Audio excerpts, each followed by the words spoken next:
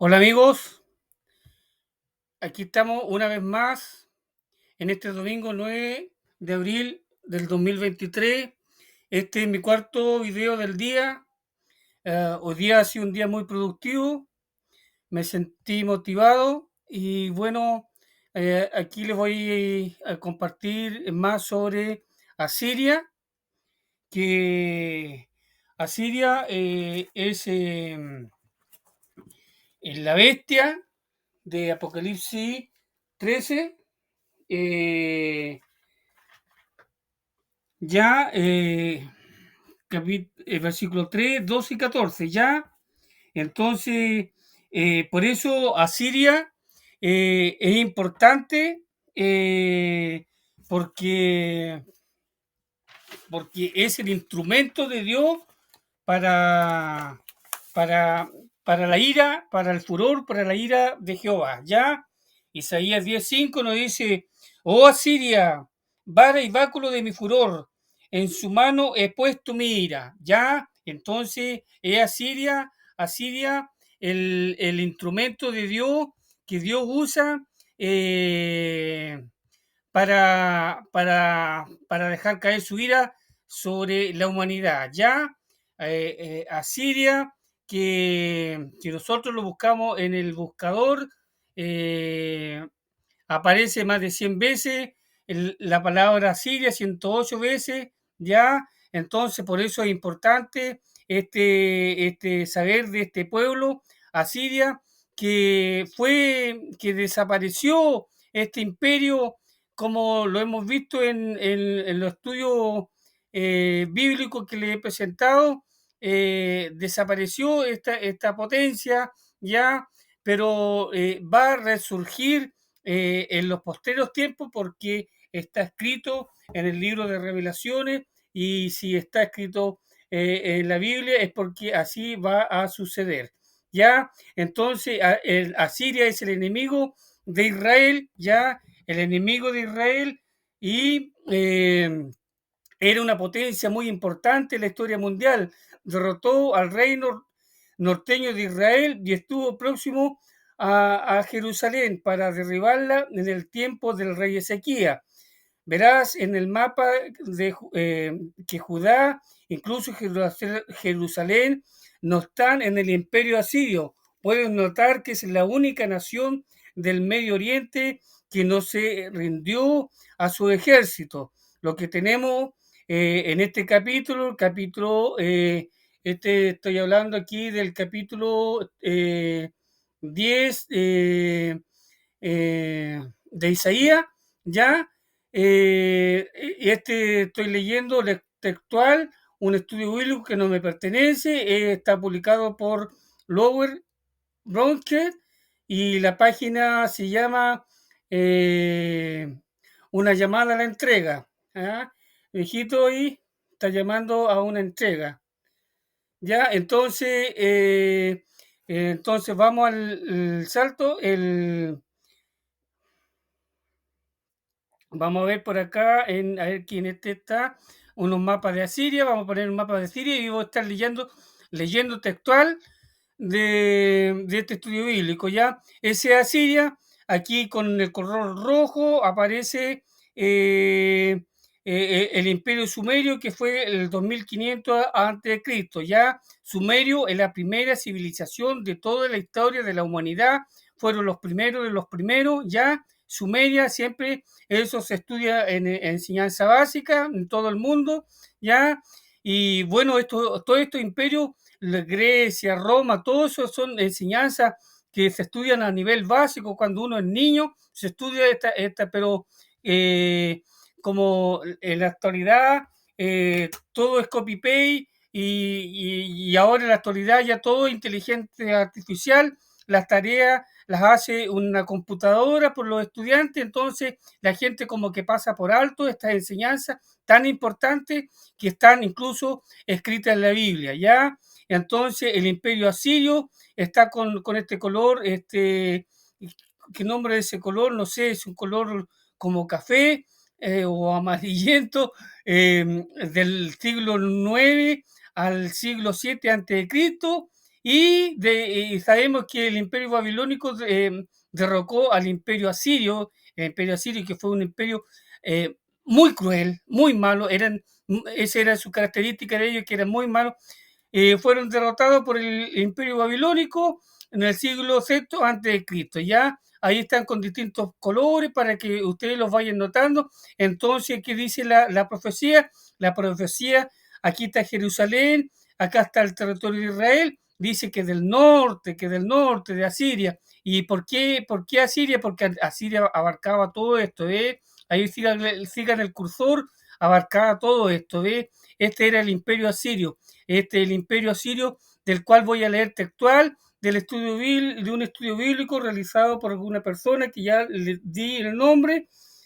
Eh, ya, entonces, lo que decía este estudio de que todo este imperio asirio abarcó todo esto, pero esta parte de Jerusalén, ese está dentro del imperio, pero ese nunca el imperio asirio, porque Dios lo prohibió, no cayó Jerusalén, el reino de Judá no cayó, el reino de Samaria sí, ya, porque ya estaba dividido, el reino de Israel ya se había dividido en el reino del norte, las 10 tribus del norte y en las 2 tribus del sur, ¿ya? Y entonces ya está dividido. Samaria cayó, sí, Samaria cayó bajo el imperio asirio y fueron llevados deportados a Siria, fueron llevados a esclavitud. Pero Judá, Jerusalén, no cayó. Entonces este mapa se consideraría que está malo ahí porque traspasó la frontera y entonces pues, nunca cayó Jerusalén, ¿ya? Entonces, ¿por qué? Por intervención divina, porque Dios, ya le dije, ya lo vimos, lo acabamos de ver en el estudio bíblico, en el video anterior, de que en el Segunda de Reyes 19:35, Segunda de Reyes 19:35, Dios derrotó a los asirios, el ángel de Jehová se apareció en la noche y derrotó a los asirios y mató a 185.000 asirios, ¿ya? Y aconteció que aquella misma noche salió el ángel de Jehová y mató en el campamento de los asirios a 185.000 y cuando se levantaron por la mañana, aquí que todos eran cuerpos de muertos, ¿ya? Entonces este video lo voy a titular Asiria, báculo, vara y báculo del furor de Jehová. Así aproximadamente se va a llamar este video, este es el último video del día, porque por cada video prácticamente me demoro 2 horas y si son cuatro videos que voy a subir, he estado 8 horas al frente del computador y ya estos son mis días libres, lo que se conoce como Semana Santa y bueno, lo estoy aprovechando de la mejor manera. ¿Ya? Entonces, sigamos leyendo. Jerusalén no cayó, no están en el imperio asirio. Pueden notar que la única nación del Medio Oriente que no se rendió a su ejército, lo que tenemos en este capítulo es la profecía de Isaías, de los eventos relacionados con Asiria, pronto a acontecer con la intención de fortalecer a Judá contra la amenaza. De la misma manera, la palabra del Señor y las promesas seguras de lo omnipotente fortalecen a su pueblo hasta el día de hoy. Justicia y defensa para los necesitados.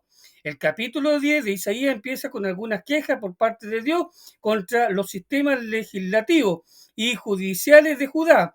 Él les llama la atención por las leyes malvadas y las decisiones injustas hechas por los jueces en el versículo 1 y 2.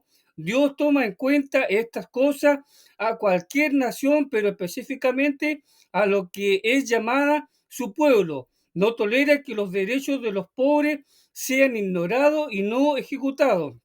Los necesitados no tienen manera de reclamar tales derechos y les faltan medios para poder defenderse cuando son acusados falsamente.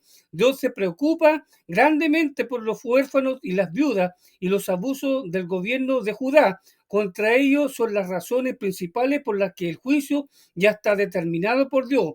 Padre de huérfano y protector de viuda es Dios y su santa morada. Eso está en Salmo 68:5.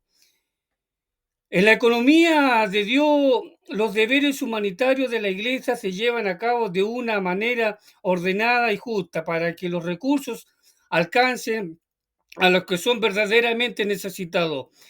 Fíjate que las instrucciones de Pablo a Timoteo honra a la viuda, las realmente viuda. Ahora bien, a la que es realmente viuda, ya quedado sola, tiene puesta su esperanza en Dios y persevera en súplicas y oraciones noche y día, sea incluida en la lista la viuda no menor de 60 años, mujer de un solo marido, aprobada por buenas obras, si crió hijos, si mostró hospitalidad, si lavó los pies de los santos, si socorrió a los afligidos, si dedicó a toda buena obra, si alguna creyente tiene viuda, manténgala y no sea grabada la iglesia a fin de que ayude a las que tienen viudas, manténgala y no sean grabadas la iglesia a fin que ayude a las que realmente son viudas. Primera Timoteo 5, 3, 16. La iglesia no era un sistema de beneficios sociales para los que aluden la responsabilidad familiares o falta de entrega a Dios.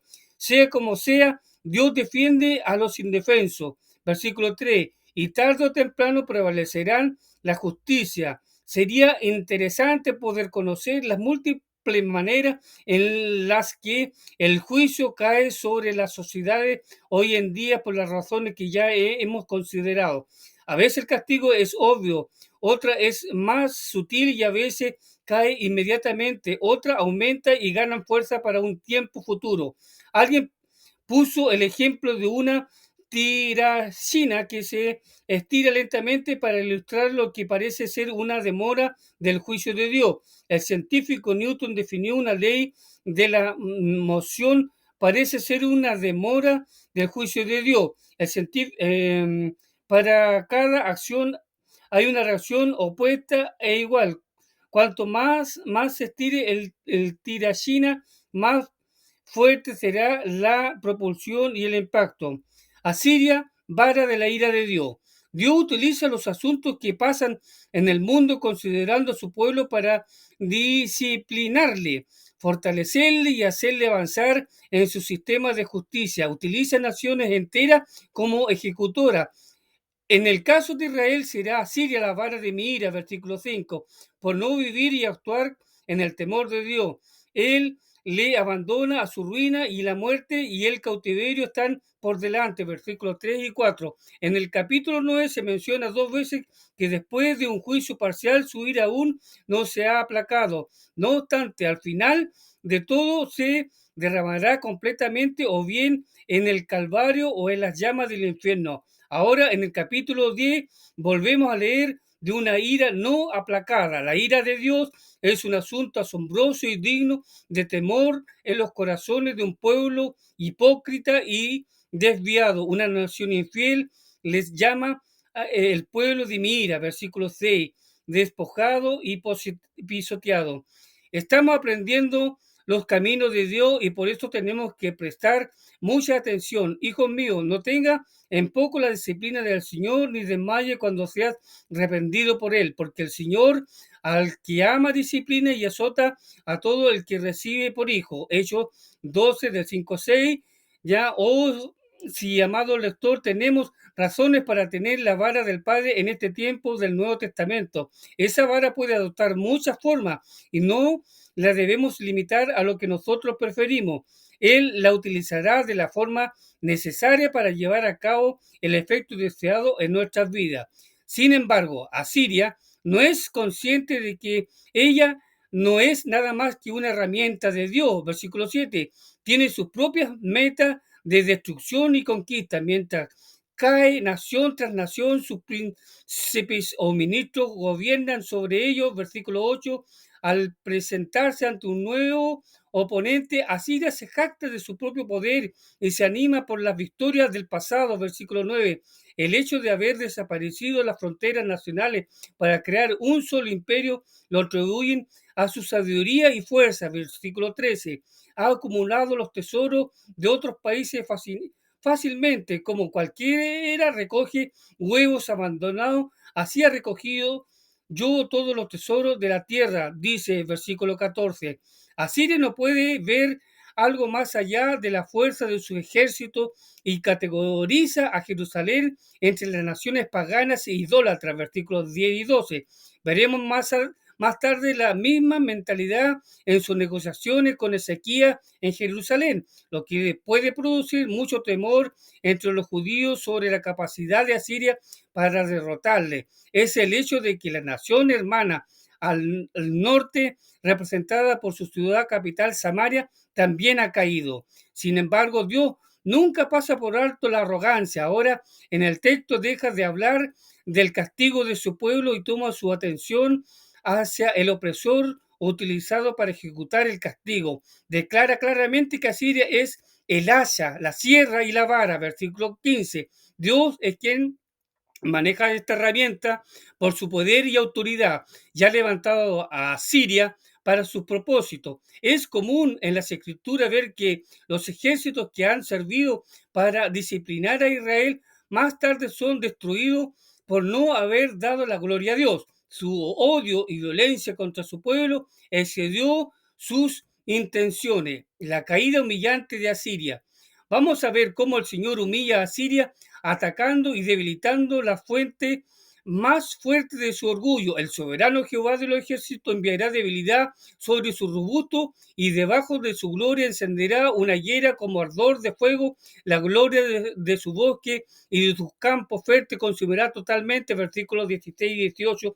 En su caída podemos ver manifestación del principio divino declarado por el apóstol para que ninguna carne se jacte delante de Dios. Primera de Corintios 1:29. En el versículo 17, Isaías escribe de la luz de Israel y su santo que destruirá a Siria. En un día, el Señor considerará todo su poder como cardo, espino, abanderado en derrota y tan reducido en número que podría ser contado por un niño pequeño. Versículo 19. Esto aconteció en un solo día exactamente como está escrito. Más adelante, al contar la historia de Ezequías, veremos los detalles.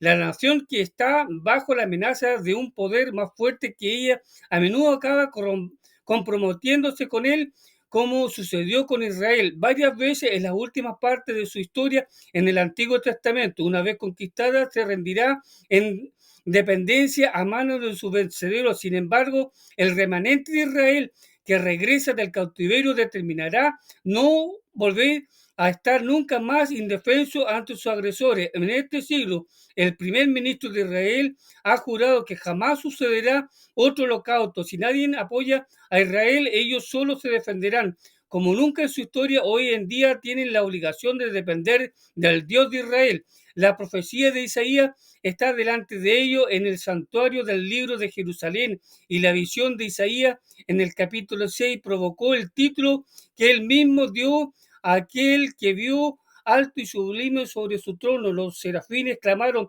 Santo, Santo, Santo. A Isaías le llama el Santo de Israel en el versículo 20. El remanente volverá al Dios fuerte en el versículo 21. Como ellos se vuelven a Dios, Él les librará del cautiverio y dependerá de Él, Dios determinando un juicio justo, después del cual solamente una minoría sobrevivirá. Versículo 22. El temor de Dios ha caído sobre el remanente y por eso ya no tienen por qué temer a Asiria. Versículo 23 y 24. Ni a cualquiera de los poderes mundiales sucesores. El salmista escribió: el temor del Señor es limpio, que permanece para siempre. Salmo 19:9. Su temor es sano y da extensa sanidad al alma, no como el temor a los hombres que ponen lazo y tormenta. Otro salmo asegura: me castigó gravemente el Señor, mas no me entregó a la muerte. Salmo 118:18. La indignación contra su pueblo llega a aplacarse y se volverá contra su enemigo en el versículo 25. Dos veces en este capítulo Isaías compara a Siria con Egipto. La liberación de Faraón y la liberación de Asiria, versículos 24-26, Jeremías escribió acerca de dos grandes obras de Dios, de Israel, una en el principio de su historia y otra al final del Antiguo Testamento. Y aquí vienen días, dice el Señor, en que no se dirá más: vive Jehová, que hizo subir a los hijos de Israel de tierra de Egipto, sino que vive Jehová, que hizo subir a los hijos de Israel de la tierra del norte y de todas las tierras a donde los había arrojado, y los volveré a su tierra, la cual di a sus padres. Jeremías 16:14.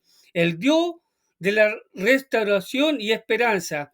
Dios es el Dios de la restauración y esperanza para los que le temen. En el versículo 26 se menciona otra victoria, la de Gedeón sobre Madián y el rey Oreb, en Jueces 7:25. Estos eventos históricos sirven contra el peligro y venidero como puntos de referencia, demostrando la fidelidad de Dios hacia Israel. Aparentemente existe una gran dificultad en la interpretación del versículo 27. Acontecerá en aquel tiempo que su carga será quitada de tu hombro y su yugo de tu cerviz, y el yugo se pudrirá a causa de la unción. Lo que no puede ser disputado en este versículo es que Dios promete que va a ser liberado de Asiria. Y este es el punto principal. Ahora Siria está tiranizando a Judá, pero la manera que Dios usará para librarle puede ser otra referencia al Mesías ungido, el Cristo. También puede significar que de esta unción, es decir, el yugo que se pudrirá por la robustez de la unción sobre ellos. De todas maneras, este versículo se puede aplicar a algo que es más que solamente la opresión del asirio, a una liberación espiritual por todo lo que que temen al Señor. Ahora vemos cómo el ejército enemigo se aproxima, llegando al norte de la tribu de Benjamín, al pueblo de Ajat, Jai, en tiempos de Josué, y después a Migrón y a Micma, 15 kilómetros al norte de Jerusalén, versículo 28. Allí Asiria revisa su arma y se prepara para el ataque. Los próximos pueblos, Ramá y Gabá, son de Benjamín, conocidos del el día de Saúl, versículo 29.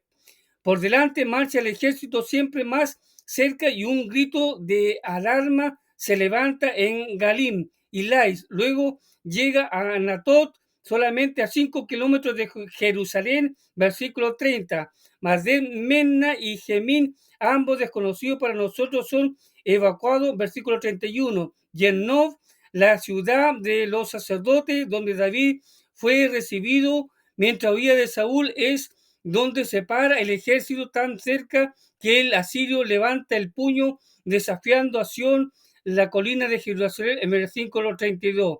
En este lugar, con sus ojos fijos en la meta, el ejército enemigo se encuentra con el Señor, el Dios de los ejércitos, como se había predicho en los versículos 16 al 18. Él desgajará el ramaje con violencia, versículo 33, de la gloria de su bosque, versículo 18, de sus robustos soldados, versículo 16, los árboles de gran altura serán cortados y los altos serán humillados. Aquí entra una comparación entre el Líbano, famoso por sus hermosos bosques, y la fuerza de Asiria, con un bosque magnífico, pero Dios el poderoso lo cortará, versículo 34. El consuelo y la esperanza de Judá están en la palabra del profeta, de la misma manera que nuestro futuro está seguro por la palabra de Dios, que vive y permanece para siempre. Sus promesas son más seguras que las armas de defensa de cualquier nación. Él es el Señor de los ejércitos, y cada uno de nuestros enemigos caerá como cayó el ejército poderoso de Asiria frente a Jerusalén. Estudiaremos la detalle en el capítulo 36. Ya hasta ahí queda ese estudio. Es un estudio que lo leí textual, es Asiria. Vemos que como la lectura del capítulo 10 de Isaías relata que llegaron a 5 kilómetros de Jerusalén, pero Dios le había prometido de que Jerusalén no iba a caer, y no cayó. Ya, y entonces en una noche murieron 185.000 asirios. Ya, y ahí cayó Asiria. Entonces, veamos ahí en Isaías 10, a ver si podemos echar otra leída, leía a Isaías 10, si quedan minutos, no puse el, aquí está el Isaías 10, de lo que acabamos de leer. Hay de los que dictan leyes injustas y prescriben tiranía para apartar del juicio a los pobres y para quitar el derecho a los afligidos de mi pueblo, para despojar a la viuda y roban a los huérfanos. ¿Y qué haréis en el día del castigo? ¿A quién os acogeréis para que os ayude cuando venga de lejos el asolamiento, en donde dejaréis vuestra gloria. Sin mí se inclinarán entre los presos y entre los muertos caerán, ni con todo eso ha cesado su furor, sino que todavía su mano está extendida. Oh Asiria, vara y báculo de mi furor, en su mano he puesto mi ira. Le mandaré contra una nación pérfida, y sobre el pueblo de mi ira le enviaré para que quite despojo y arrebate presa y lo ponga para ser hollado como lodo en las calles. Aunque él no lo pensará así, ni su corazón lo imaginará de esta manera, sino que su pensamiento será desarraigar y cortar naciones no pocas. Porque él dice: mis príncipes no son todos reyes, no es Carno como Carquemis, Hamad como Arfat y Samaria como Damasco. Como halló mi mano los reinos de los ídolos, siendo sus imágenes más que las de Jerusalén y de Samaria. Como hice a Samaria y a su ídolo, no haré también así a Jerusalén y a su ídolo. Pero acontecerá que después que el Señor haya acabado toda su obra en el monte de Sión y en Jerusalén, castigará el fruto de la soberbia del corazón del rey de Asiria y la gloria del altivez de sus ojos, porque dijo: con el poder de mi mano lo he hecho, con mi sabiduría, porque he sido prudente, quité los territorios de los pueblos y saqué sus tesoros, derribé como un valiente a los que estaban sentados, y halló mi mano como unido las riquezas de los pueblos y como se recogen los huevos abandonados. Así me apoderé yo de toda la tierra, y no hubo quien moviese ala ni abriese boca y graznase. Se gloriará el hacha contra el que con ella corta, se ensoberbecerá la sierra contra el que la mueve, como si el báculo le levantase al que lo levanta, como si levantase la vara al que no es leño. Por esto el Señor Jehová del ejército enviará debilidad sobre su robusto, y debajo de su gloria encenderá una hoguera como ardor de fuego. Y la luz de Israel será por fuego, y su santo por llama que abrace y consuma en un día sus cardos y sus pinos. La gloria de su bosque y de su campo fértil consumirá totalmente el alma y cuerpo, y vendrá a ser como abanderado en derrota. Y los árboles que quedasen en su bosque serán en número que un niño los pueda contar. Acontecerá en aquel tiempo que los que hayan quedado de Israel, los que hayan quedado de la casa de Jacob, nunca más se apoyarán en el que lo hirió, sino que se apoyarán con verdad en Jehová, el Santo de Israel. El remanente de Jacob volverá al Dios fuerte, porque si tu pueblo, oh Israel, fuere como las arenas del mar, el remanente de él volverá. La destrucción acordada rebosará justicia, pues el Señor Jehová de los ejércitos hará consumación ya determinada en medio de la tierra. Por tanto, el Señor Jehová de los ejércitos dice así: pueblo mío, morador de Sion, no temas de Asiria, con vara te herirá, y contra ti alzará su palo a la manera de Egipto. Mas de aquí a muy poco tiempo se acabará mi furor y mi enojo para destrucción de ellos, y levantará Jehová de los ejércitos azote contra él, y como la matanza de Madián en la peña de Oreb, y alzará su vara sobre el mar como hizo por la vía de Egipto. Y acontecerá en aquel tiempo que su carga será quitada de tu hombro y su yugo de tu cerviz, y el yugo se pudrirá a causa de la unción. Vino hasta Had, pasó hasta Migrón, en más contará su ejército. Pasaron el vado, se alojaron en Jeba. Ramá tembló, Jehová de Saúl huyó. Grita en alta voz, hija de Galim, haz que se oiga hacia Lais, pobrecilla Anatot. Mena se alborotó, los moradores de Jebín huyen. Aún vendrán días cuando reposará en Nob, alzará su mano al monte de la hija de Sión, al collado de Jerusalén. He aquí el Señor Jehová de los ejércitos desgajará el ramaje con violencia, y los árboles de gran altura serán cortados, y los altos serán humillados, y cortará con hierro la espesura del bosque, y el Líbano caerá con estruendo. Este es el libro de Isaías, capítulo 10. Hasta ahí lo dejaré.